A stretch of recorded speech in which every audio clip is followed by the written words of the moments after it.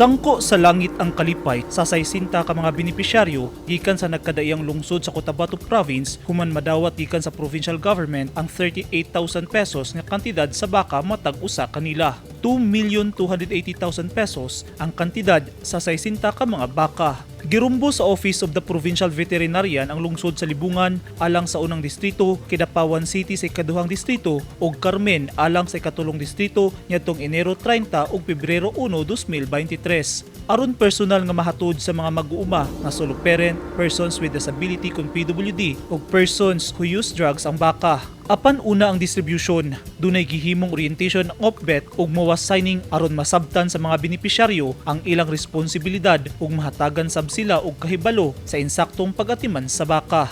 Nagpasalamat ang Municipal Social Welfare and Development Office Carmen kang Governor Emilio Mendoza sa paghatag niini og higayon sa mga PWD ug solo parent na maka-avail sa Animal Dispersal Program sa provincial government.